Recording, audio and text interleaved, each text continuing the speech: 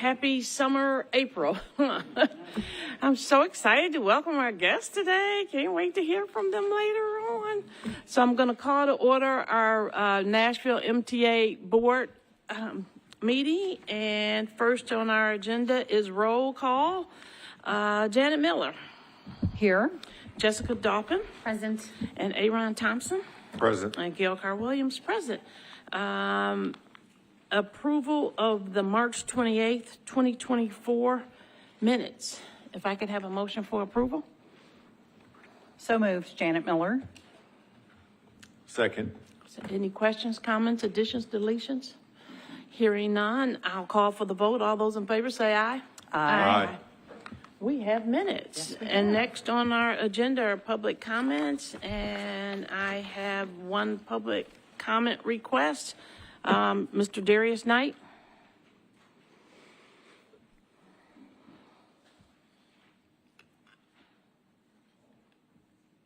Hello, Mr. Knight. Good afternoon. Good afternoon. My public comment is going to be, I initially did not think I was going to have to say this, but I took a Route 71 from Trinity Lane, since it's a new route, to actually get to this board meeting to keep from going downtown. And unfortunately, I missed my connection to Route number 9 before I ever got to North Nashville and Clarksville Pike. I have been going out since the first, checking North Nashville, spending hours at a time, different days out of the week, talking to customers, taking the different routes. They're not happy, and I'm not either. I didn't like what happened to me today, and then after I called to report it to customer service, she informed me that there would be another bus leaving at 18 after from Clarksville Pike. So I stayed, after I walked so far, I just stayed at the next bus stop. This bus 2307 comes towards me and she's in the left lane instead of the right lane. So then when she sees me at the stop, she finally pulls over. She didn't wait for me to get all the way in the bus and close the door on me. So I keep seeing safety issues. Our operators are failing to do what they need to do. And I know your trainers are very well trained at what they're doing. Many of the trainers have been operators for like well over 15 plus years. And they know what they're doing. So my concern is you all, as a board, can you please ask the staff to fix the safety issues with our operators and make sure that the customer service staff supervision is safe at We Go Central? I'm not going to go into far depth of what took place a few weeks ago, but I am very well aware. And I did not like what I saw. I did not like what I heard. We need to make sure that everyone is safe, including when you all visit the center, as well as the CEO, because he's there. And I know my time is up, but can I also request that this board also have security at your board meetings? Because I'm starting to feel that none of us are protected when we come to this meeting, including yourselves. Thank you. Thank you, Mr. Knight. I do not have any other requests for public comments. Are there any other individuals wishing to make a public comment? Hearing none and no one coming forth, I will close the public comments section of our agenda. Thank you very much. Next on our agenda are the information-only items, the monthly financial report, the monthly operating statistics, and the upcoming procurement projects list. Would any of the board members like to have any discussion on any of those items? I would just like to draw our attention to the upcoming procurement list. Sure. Just make sure that we're aware of what's coming up and what companies and local businesses can fulfill those, and make sure they know about them. Thank you. Perfect. Thank you for bringing that, Vince.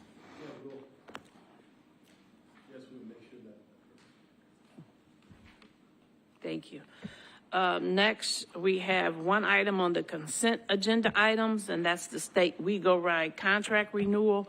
Would any board members like to have that removed from the consent agenda and have discussion? Hearing none, I would ask that we have a motion for approval of the consent agenda item. Motion to approve the consent agenda item. Thank you, Ms. Dalpin. Do I have a second? Second. Thank you, Mr. Thompson. Any further discussion? Hearing none, I will call for the vote. All those in favor of the consent agenda item, say aye. Aye. Thank you. Any opposed? Thank you very much. The consent agenda item is approved. And Ms. Dobbin, I will turn Operations and Finance Committee over to you. And I thank you, Madam Chair.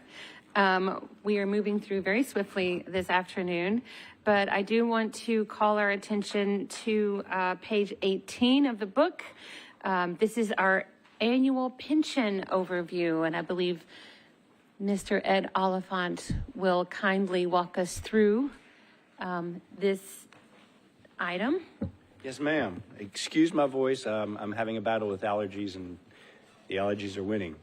So I will do my best. So on pages, as was mentioned on page 18, actually 18 through 23 is the annual pension overview. The last 3 pages of that consist of the agreement that the board approved in September of 22, just to kind of outline exactly what the board's responsibility is in regards to the pension plan. It's a private pension plan for Davidson Transit Organization and the ATU. But in 1997, hopefully everybody had a chance to read, but in 1997, the board did approve being the guarantor, and there's a story behind that, and I've got a slide presentation that will walk us through that. So again, as I said, the pension plan was approved by the guarantee was approved by the board in 1997, and it was specifically for one purpose. The Pension Benefit Guarantee Corporation, which insures private pension plans to make sure if for some reason they go belly up, that the participants are protected in that plan. But what goes along with that protection, it's just like any insurance, it's a very hefty insurance policy premium. In terms of, and I had it in the verbiage, but just to give you an idea, the premium would be approximately $750,000 on a pension plan that has $70 million in assets. So you can see that that would be a huge dilution of the plan if it were to continue. What the plan went through was to actually get a determination from the IRS to say that it was considered a governmental plan. Once that occurred, a lawsuit, and I'm not going to go through all the detail, but an ensuing 20 years took place of going back and forth with the PBGC because they wanted those premiums, obviously. And finally, once the IRS made a determination and said they were not going to change their mind, PBGC gave in, and at the same time, one of the conditions was that the MTA be the guarantor of the plan. So what does it mean to be a guarantor? That would mean if there was a termination for any reason of the plan and there were unpaid, uncovered liabilities, MTA would have to cover those liabilities. The chances of that happening, Steve's going to look at me, but the chances of that happening are very rare. I know a lot of plans did go under, but what we're here today is to talk about how we got to where we are and what the health of the plan is, because it is audited annually by an outside auditor and also looked at by an actuary. Buck Actuaries out of Atlanta. The Regions Bank the Division of Wealth Management has been the trustee since 1947 through the iterations of all the different banks that have occurred, but Regions has been around for a long time. And again, the agreement that the board adopted is in there for you to look at if you wanted to refresh your memory, or if Aaron, you wanted to have any questions in regards to that. We just thought that this was a good idea for our newer board members. I'm sorry Catherine isn't here, but for the newer board members to just understand what that means. So the participants in the plan are obviously employees. After 90 days, they're required to contribute 4.5% because it's a defined benefit plan that has a formula for calculating your retirement pay. But everybody has to contribute 4.5% and are vested after 7 years. There's a point system that is 84 points in terms of a combination of age and years of service for you to get to full pension. What the actuaries do each year is they look at the health of the plan and determine how much Davidson Transit Organization as the employer has to contribute. We'll see a couple of slides here in the next minute or two that will exemplify what I'm saying, but there were times earlier on that the contribution was greater than 8%, and about 2018 it went down, and yours truly made a decision from a budgetary standpoint that we will just over-contribute a little bit to that plan and just maintain a level 8%. It just makes it a lot easier for budgetary purposes. similar to the fuel hedging program that we do. We buy in contracts so that we know what our costs are going to be for the year. So we have been doing that, and like I said, I'll have some slides here in just a second. There is also an option for doing early retirement if you have not reached the 84 points, and that's at 55 years, and you have to obviously be vested. But it's what I would call a severely reduced pension, so it's not something that people would probably go after, and I don't believe I've ever seen anybody do it actually. So, excuse me. But the plan was audited by Crossland, who is also our auditors, as you well know. It did receive a clean opinion and no significant findings. At June of 23, it had assets in the value of $68.4 million and liabilities of $88.4. So it was basically 77.4% funded with a $20 million of unfunded liabilities. So if for any reason that plan terminated, there would be a $20 million, potentially a $20 million payout that MTA would have to cover. I doubt it would be that much because there are certain payouts and it's only the contributions that you receive that you get back. It's not a long-term commitment to paying pensioners or active employees once the plan's terminated. So now we'll jump into some graphs. Just for your interest, we have a little bit over 1,000 participants between active employees and retirees, with 292 retirees. And there's a little interesting segment in there, the orange section in there. It's called, we have terminated or deferred employees. An employee could actually leave their money, they could leave the employment of Davidson Transit and leave their contribution in the plan, and at age 65, Davidson Transit would then have that calculation from a defined benefit standpoint to pay them out starting at 65. We have one person that's done that, and actually he will start getting a pension in March of 2025, so good for him. But the rest of those are actually a combination. It kind of started with COVID. I know everything started with COVID, but where people, there's some required paperwork that a terminated employee has to turn in order to get their refund. We're having issues with those people doing that. The pension committee, of which I'm a part of, oh, and by the way, let me just say that too, the pension committee is made up of 4 individuals. Vince and I, from a DTO standpoint, are the representatives on that committee, and there's 2 ATU members as well that meet on a quarterly basis with regions to see how the plan's doing. But we are desperately trying to find these people and give them their money back. Personally, it doesn't bother me too much because the money's in there and it's still earning a return, and that's great. But from a administrative standpoint, we would rather get them out. The committee is considering changing the process on how that's going to be done and have it be an automatic payout as opposed to having all the required payments. So, but that's who's participating in the plan. Here is a nice graph that actually shows from 2001 to where we are currently, how the plan has progressed. I will say in 2000, you see the little dip there in 2010, that was the result of the banking crisis. And we'll see a slide here in just a minute, that our funding percentage actually went down to 56%. I will say, one of the things in the agreement says that this board is not fiduciarily responsible for the pension plan. However, Vince Malone and Ed Oliphant are. So if anything were ever to happen to the plan, we're personally liable for whatever that is after the guarantee is paid by MTA. But that being said, this board does not have any fiduciary responsibility. It's just, as a guarantor, you need to be kept abreast of what's going on with the plan. So, Hey, Ed, do you have a targeted level of funding that you want to be at? I mean, 100% funded, yes. Okay. Yes, All right. that is a goal. In 2019, this used to be and I'm not trying to speak Greek, but it used to be a 20-year open plan. In other words, it was always open. It was never going to get to a point of being 100% funded.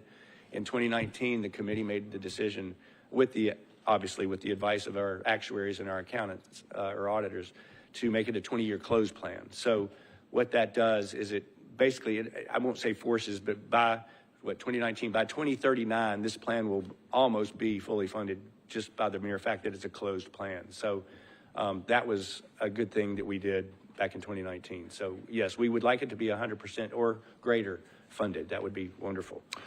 I would say, though, that at this level, it would be considered a healthy plan. So there's not a... Like, what's the norm for when you get a little worried? Is it 50% Yeah. or 56%? And the numbers can swing pretty radically depending on change in an actuarial assumption or a change in an investment result.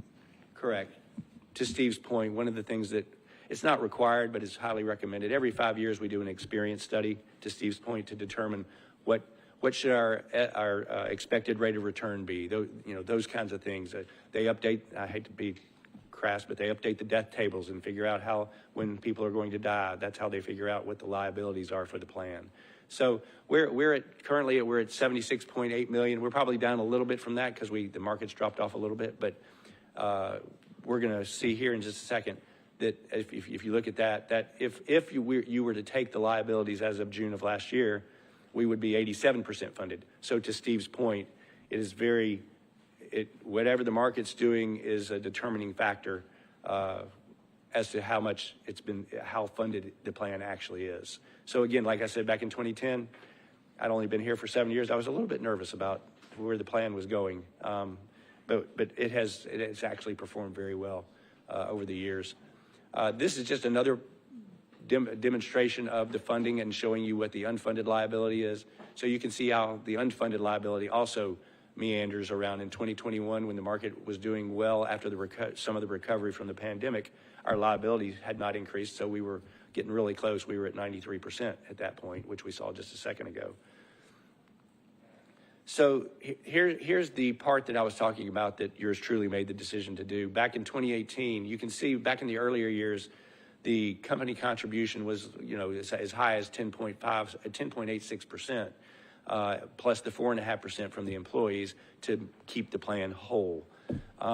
When it started dropping down, it was just getting really difficult. You can see those swings in those early years to have a good way of budgeting.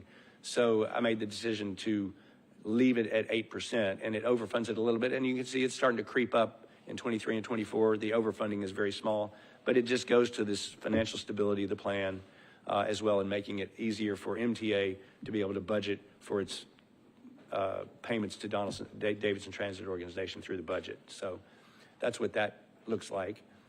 Here is a really important one, and I think this is the last slide, but as you can see, the blue represents the plan contributions, the 8% that the DTO is doing, the 4.5% that the employees are doing. And you can see back in 2014, all the way actually up until 2023, the plan contributions were more than what was paid out.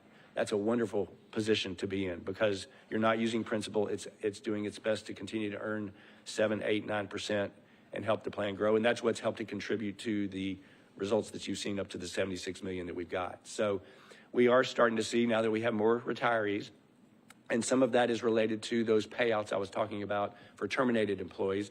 They kind of come in bunches. Every once in a while, just several of them will come and say, oh yeah, I want my money. I can't imagine, but anyway, they do get it. So it has started to exceed the contribution, but again, that's what the principal, the $76 million is for. So overall, with the audit results, I don't think there's any concerns that I have anyway with the financial stability of the plan. And that concludes my report on this, if there are any questions. Thank you, Ed. Any questions for Ed about his overview of the pension plan? It's pretty comprehensive. Appreciate you and Vince and your work on it. It's a lot. I mean, it's not easy to always understand either. This is true, especially for a plan that's been around since 1947. I do have a question, just as curiosity. So the contribution that we're making is 8%. Is that, I always ask these questions. I always want to know, what's the norm? I mean, is that for transit systems, is that... It really depends on the plan and what the defined benefit is. Ours is that's a good thing I probably should have explained too. The formula for the defined benefit, it takes your best 5 out of 8 years, and that's going to be kind of important because we're going to be getting ready to look at an action item here that will address that as well. But it takes your best 5 out of 8, you divide by 60 because that's 5 years, you get it to a monthly level. Multiply it times 1.6 is our multiplier right now. Has been for, almost, it was I can't remember exactly when. It was probably 2007 or 8, it went up to 1.6. So it's been that way for a while. And then you take that number times your years of service, and that gets you your monthly benefit. So it really depends on what that formula is. Yeah. But those are actuarially determined. That's what the actuaries do. They figure out how to make sure that we're going to get to that 20th year and be fully funded. It's going to take this amount of contribution for the plan, and then minus the 4.5% that the employees already do to keep the plan whole. Because if you go to the next slide, the thing that to me is you kind of get a little wigged out about is when you're aging out employees and you get those charts flipped the wrong way, over X years, you can get yourself into some trouble, right? So anybody want to comment on that? Well, the other answer to your question, Janet, was for the defined benefit plans, 8% is pretty normal, and it can be anywhere from 7 to 10. Obviously, employers that do pure defined contribution, you tend to see a lower percentage than that. And also, I forgot to mention also, besides the auditors and the actuaries looking at it, the comptroller of the state of Tennessee also reviews the plan as well. So there's 3 independent entities that review this on an annual basis to make sure that we are doing what we said we would do. Have you ever had any questions by them to change or comments suggesting you make any changes? No. Particularly recently. The comptroller actually feels like the plan is subject to, Margaret, I can't remember the law. It's subject to what the state sets its what its estimated return is, and our pension lawyers say that we are not subject to it, but we're going to still follow it. So we have to stay within 0.5% of whatever the state says is the expected rate of return.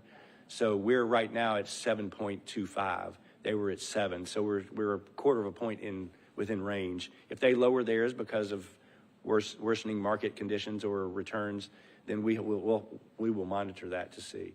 Because what that does, if you obviously lower your expected rate of return, it's going to increase the liability that you're going to have to pay because you're not earning as much. So. Oh, Margaret. Oh,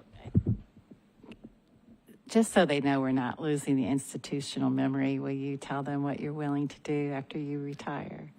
Yes, I will. I had told Steve that I'm more than happy to continue serving on the pension board until at what point in time my successor and he want that to be taken over, that's fine, but I'm happy to continue to serve on the pension board, so. Thank you, Ed.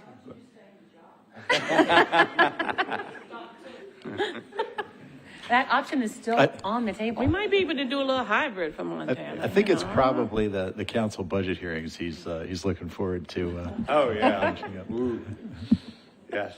So before we get to the council budget season, though, there is one more item we have Ed for here, and this is actually an action item.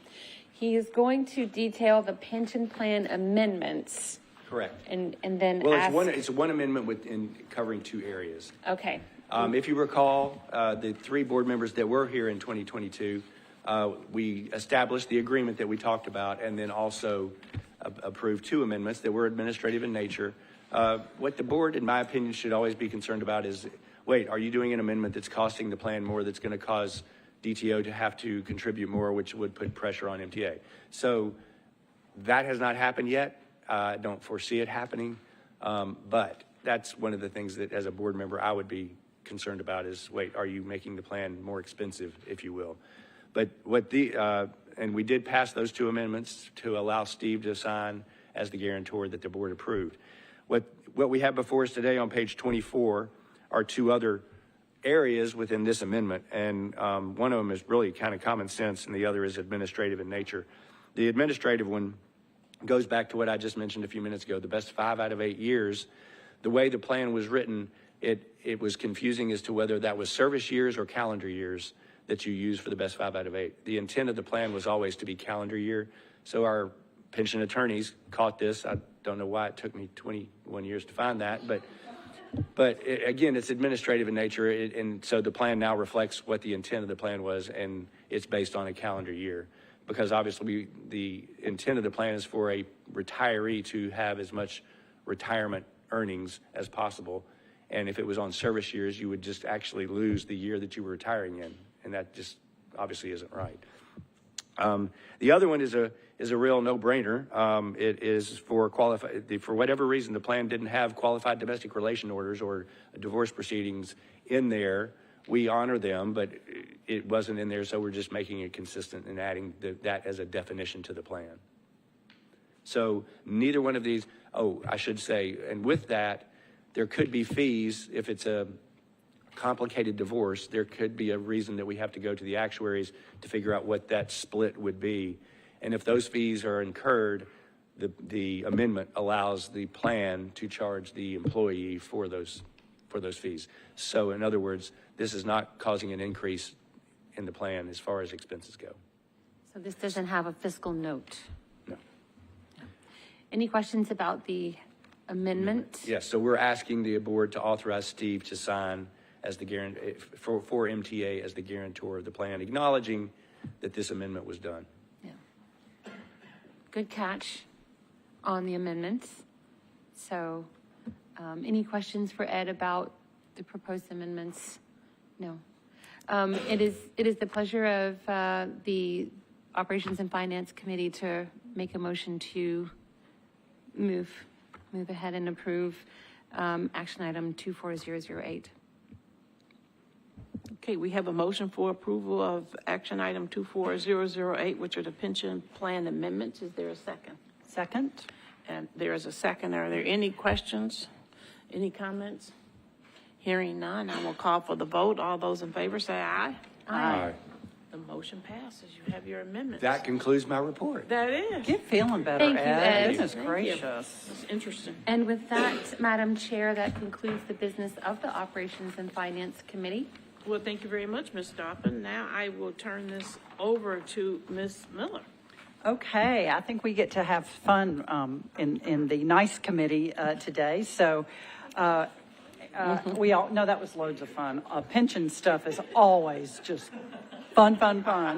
That's right. So we're super excited. We've got our WeGo Youth Action Team year-end report, and we have Eric Melcher, our Public Information Officer, and we have our OASIS student team. Is that not right? That is correct. I'm going to yield actually to Renuka Christoph, our Chief Communications Officer. All right, well, Renuka, here you go. Get back up here, girl. Let's go. Yes, so since 2013, we've been partnering with the Oasis Center. So I am so thrilled to introduce the Youth Action Team, and they're about to share with you a very engaging presentation about their experience with WeGo in public transit. Great. And Alyssa, are you coming? No, we're going to go straight into it. Okay. Welcome. Thank you. Good afternoon. Hi. My name is Anna Chan, and I go to Hume Fogg Academic High School, and this is my second year on the WeGo Youth Action Team. As this year comes to a close, we'd like to walk you through what we've been up to.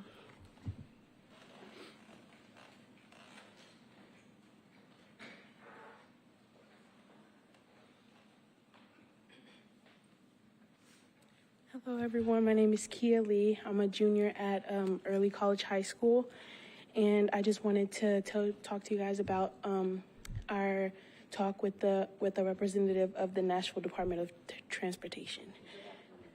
Good afternoon. At the beginning of the year, we met with the representative from the Nashville Department of Transportation, and we spoke about the Nashville infrastructure and the problems that we found in the Nashville infrastructure. And we, as a group, came up with some problems that we saw throughout Nashville. And we also came up with some solutions. And we came up with what we could do to help change it, just like as students, and also suggestions that we could give to others who are higher up above us. And we also talked about some traffic calming methods that could help like slow down driving and stop accidents that happen. And an example would be like speed bumps or dedicated bus lanes. And I'm gonna pass it off to Rachel. Thank you. Thank you. Good afternoon. Good afternoon, everyone. My name is Rachel Kim. I'm a senior at Hume Fogg Academic High School, just like Anna, and this is my third year on the team. And today I'll be sharing with you all one of our events called Open Streets. So back in October of last year, in conjunction with NDOT, we were invited to present at Walk Back Nashville's Open Streets in East Nashville. So just to give some context, this was an event that temporarily closed off neighborhood streets to cars in order to allow pedestrians and locals as well as bikers to just reconnect to their community and get active. So our role in this event was that we had the great privilege of representing WeGo and also being able to teach people passing by how to put their bikes on the buses using the front bike racks. And so ultimately we worked to encourage more people to take the bus, and we also spread more information as well as a greater understanding of how WeGo buses are fit for a multitude of uses as well as fit for any type of rider. And with that, I'll pass the mic over to Jack and Susanna. Thank you. Welcome. Good afternoon. I'm Jack Ross, and I go to Ensworth High School. I'm a sophomore, and this is my first year in the WeGo Youth Action Team. And I'd like to discuss the results of our student parent survey. This was a survey that was created on Google Forms by the group. And some of the questions that we had on there to collect information was grade levels, zip code and just your neighborhood, schools that you attend, and if you ride the bus or not. And if you do not ride the bus, why or why not? And so through this survey on Google Forms, it was passed out to a lot of the MNPS schools and filled out by their students or parents on their experience with WeGo and riding to school. As a kind of quick recap, our survey's goal was to collect data on bus ridership within our schools and understand the factors that may deter people from utilizing the bus services. And here's our poster, that flyer that went out in schools. Nice. And this is some of the data collected. And we had about 58% of 58% of the people who recorded the survey did ride the bus. And some of the following reasons why they do or do not ride the bus are inconvenience, safety, and inexperience. And I'll pass that off to Susanna to continue talking about the data we collected. Thank you. Thank you. Welcome.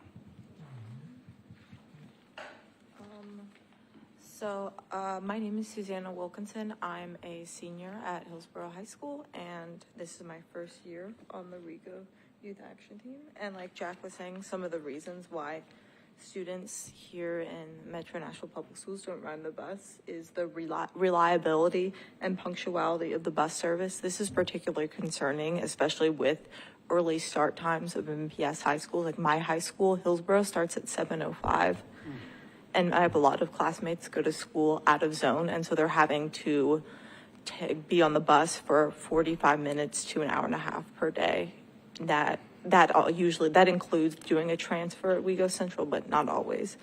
Another concern we have was accessibility for students with disabilities or special needs. Another concern would be communication and awareness about bus schedules and routes, particularly limited signage and maps at most bus stops, and the fact that it is quite difficult to navigate the bus system without a cell phone, as maps aren't readily available at most bus stops, or delays, anything like that. And another factor we have would be comfort and cleanliness of buses. Moving forward, it is imperative for us to address these concerns to enhance the overall experience and accessibility of our transportation services. In conclusion, the student parent survey has provided valuable insights to our transportation system by highlighting improvement opportunities for enhancement. By addressing the concern raised by our bus riders, we can ensure a safer, more reliable, and more inclusive transportation experience for all members of our school and community. Thank you for your attention and input. Thank you. What an excellent presentation. How about a round of applause here, guys? Oh, we got one more. Golly, come on, get up here. Hello. Hello, good afternoon. So I'm going to be talking about our event that we have tomorrow with Gear Up. So tomorrow we will be heading, NISA. Oh, I'm sorry. My name is NISA, and I go to Templeton Academy. and this is my first year on this team. Oh, great. So tomorrow we will be heading to the Nashville State Southeast campus with our graduating senior class from Glencliff High School. And with the help from Gear Up, we will work to educate them about the bus system, and we will teach them how to get from their school to Nashville State as they're going to go to college there. At the campus itself, the staff will help them with any necessary documents that they need and any supplies to start on their college journey. And I will pass it on to Anna. Thank you so much for your time. Thank you. So that's been our year so far, but we hope to do bigger and better things next year. Thank you so much for listening, and thank you for your attention. I think I speak for all of us here today when I say that this team means so much to us, and the work we do is so educational and impactful. And thank you again for your continued support. And I'd like to open it up to any questions. Great. Good job. Questions? First of all, y'all are amazing. Okay. And your commitment to our community just means that our future is so steady and so positive. And I think that in your reports, you all ask all of the right questions, and you looked at all of the important issues that impact citizens of Nashville. So I hope you all are very proud of yourself. I'm very proud of you. And I think this information is helpful for us. It is. I think it is. Not only is it helpful for us, it's helpful for your peers, is helpful for your peers' families, and it's also helpful for your schools. And I think that collective community will help us to create better transit from now and going forward. So I just thank you so much for bringing this to us and educating us like this. Yes, and I want to say I think it's so great that you're all from different schools and different kinds of schools. And I think that that's another great thing because we have a bunch of different points of view on the council. So thank you so much. And we're super impressed. We're ready to hire you to come work for WeGo. So thank you for that. Does any of you understand pensions and yes, that's actuarial? right. It's not one of the more fun topics. So we'll be interviewing. Yes. I do have one question. I think, Mr. Ross, you said you attended Innsworth. And when you talked about your survey, you talked about metro schools. Did you also send surveys to any of the independent schools in the area? So this was actually what I was thinking about when we were creating this survey and going to Ennsworth. I actually have never met anyone that rides the bus, even once. And it was a shock to my friends and even their parents when they found out that I ride the bus before I got my license. And so this was not, we didn't think that the data that we collect from these schools would be as important due to it would be pretty similar answers. I did ask a couple of these questions to my friends, and I actually did end up getting a couple of my friends on the bus after hearing Good that. for you. Yeah, it was Way a lot of to fun. We did not, but I do think getting people aware, including parents, about the stigmas around the bus is a big part because the bus is great if you know how to use it. And a lot of people have these pre-assumptions about the bus. And once you get on there, you realize, a lot of them are not true. And it's really beneficial to learn how to use public transport in any city. So, yes, thank you. I appreciate that, and I appreciate your comments to it. But I guess I would encourage you next year to sort of include that because I think that information that you just shared is critical to how we think about transit and how others think about transit to support it. Even if they choose not to use it, they can understand it and choose to support it. So thank you for your thoughtfulness. Thank you guys keep for your time. evangelizing. Okay. Keep Yes, evangelizing. Keep riding, we go. Keep riding, we go. Thank you. Thank you all. Very well done. Yeah. So, Madam Chair, that concludes the new initiative. I had one thing. Oh, yeah. One, to echo what everybody said, you guys are amazing. So keep pushing and keep doing that. I do have one question for everybody. Who all is going to sign up to be a part of the team next year? All right, good. Well, raise your hand high. You're proud of your work. There you go. There you go. Good job. Yeah. That was it. I'm glad to hear that. So thank you. Excellent. Okay, I'll hand it back to you, Madam Chair. Well, thank you very much. Now, just side, Eric, I think you said you wanted a picture with all of our wonderful OASIS leaders. Do you want us to wait till we do my report and Steve's, or would they like to get on the road or afterwards? I don't want to make them late for any of their post-board meeting activities. Okay. Steve, I'll turn it over to you. Thank you, Madam Chair, and good afternoon, members. Just echoing what everyone else said, I'm always impressed, and it seems like every year we get the presentation, it gets better and better. So can't wait for next year, and thank you all for re-upping, and ask a friend to join next year, too. Just a few items, Madam Chair, to report. As I think most of you know, tomorrow Mayor O'Connell will roll out the details of his Choose How You Move National Transportation Improvement Program.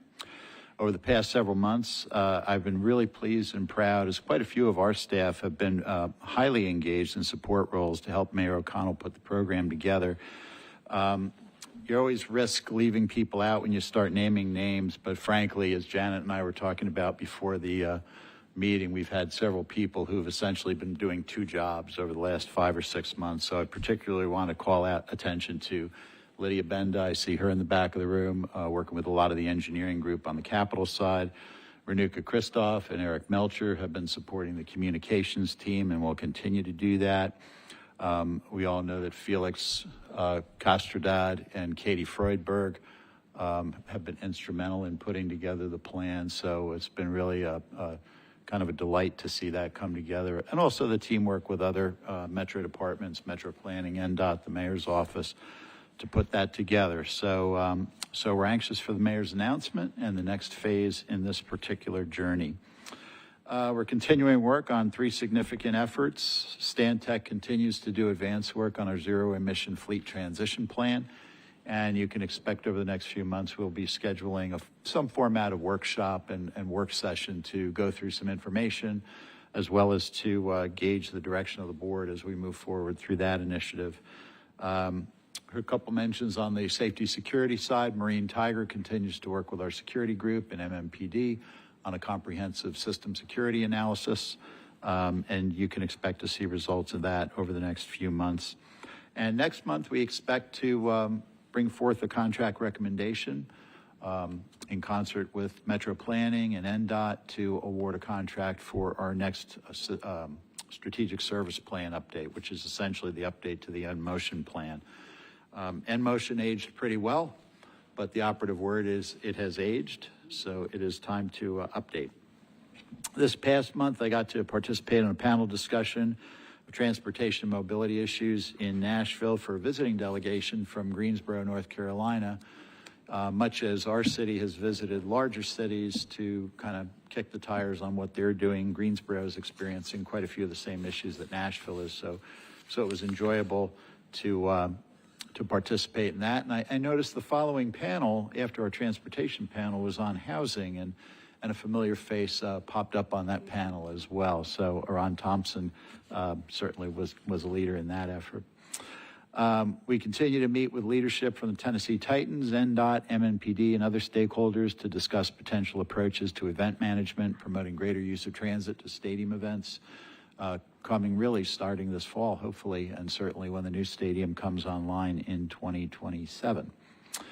Our service changes went into effect as planned on March 31st. They really were tremendous. I think we kind of understate the magnitude of the changes. There was really a complete restructuring of services. So we are working through some hiccups, but generally speaking, things are going pretty well. And, and certainly once we open the new transit center in North Nashville, we expect them to go even better. Earlier this week, several of us, in fact, had the opportunity to tour the transit center under construction under the able leadership of Kia Lewis. So I particularly want to thank Gail and Jessica for attending the tour. So definitely a lot of work going on, a lot of work having been done. And I was most pleasantly surprised by the fact that we had Woke 3 in the middle of his mural installation, which is really, really cool. I'd seen sort of the initial drawing renderings of it, and I thought, okay, that's nice. But when you see it on a huge wall, it really pops. Last week, I traveled to Washington, D.C. to participate in the annual legislative conference and committee meetings of our National Trade Association. While I was there, I had the opportunity to meet with both Senator Blackburn and Congressman Rose, who were both very supportive of what we're doing and what we're trying to do. And I also got to meet with staff members from Congressman Green's office, Congressman Ogle's office, and staff from USDOT on a variety of issues.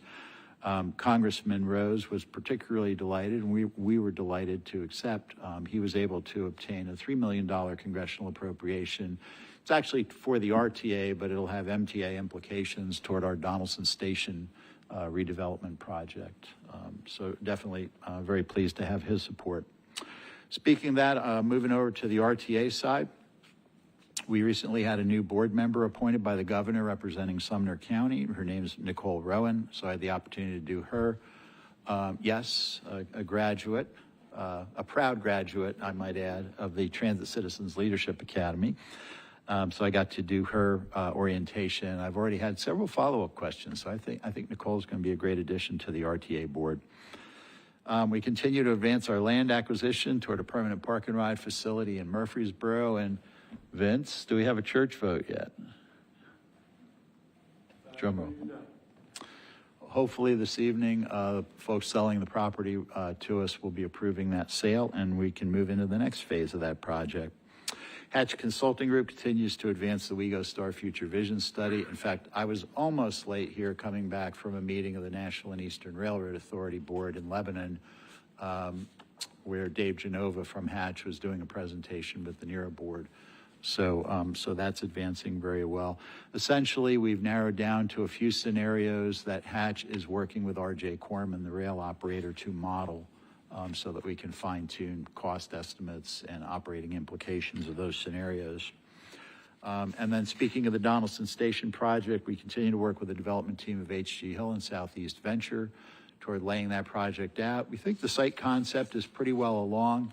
So next steps are really doing some surveying, some property valuation, and getting some approvals through Metro and other entities that we have to work with, including TDOT. And then the final thing I'd like to report is, I'm not sure, is Patrick here? No. See, the people you need here are never here. I really would like to congratulate Patrick Hester, who you all know. You've seen him before the board before. Yes, Ron, he is the one who keeps bringing sewer stuff. He is down in the sewer on our Nestor project. But between Andy and myself, we decided that with everything he has on his plate and a lot of the direction we want to take, we recently promoted him to the position of Deputy Chief Operating Officer over infrastructure and assets. So in that role, he'll have oversight responsibilities for all of our physical assets, including facilities, station stops, and fleet. So well-deserved, and we expect even greater things from him, especially once he crawls out of the sewer. So literally. So with that, Madam Chair, unless there are any questions, that concludes my report. Thank you, Steve. Does anyone have any questions of Steve? As always, a great report. I don't have much in my report, but Kia, I loved the hard hat tour the other day, the progress and where we're gonna be and in that space is just gonna be really great for our community, and it's getting there soon. I'm excited, and so thank you. And it was good to meet the architects and everybody who's been planning and working on it for a long time. So that was great. So you do. You have to. My day job got in the way. And yes, Woke was great. And he also talked about students from, wasn't it John Early that also worked on the mural, which is great. So that art has such an opportunity to be generational and legacy. So that's pretty exciting. It is for and of the community. So it felt good that we got to that point. Oasis Center Youth, you are, again, I can't tell you just how incredible and how helpful you are and what great citizens you all are, and thank you, and just wishing you all the best for the end of the school year. Exams, I'm sorry, I brought that up, but I just want you to know we're lifting you up as you hit the end of the school year, but I know you all will all be fine, so just wishing you all luck towards the end of the school year and having a great summer. Board members, don't forget we will have our session a board session, learning session on the referendum and other things, and I hope to have to you by Monday an agenda. But if you have any thoughts in the meantime, just send them Steve's way. Other than that, any questions of me? Hearing none, I think I'll ask for a motion for adjournment. Anybody else have anything? Motion to adjourn. Okay. Is there a second? There's a second? Second. Ooh. Good day today. I know. Bada boom, bada bang, bada bada.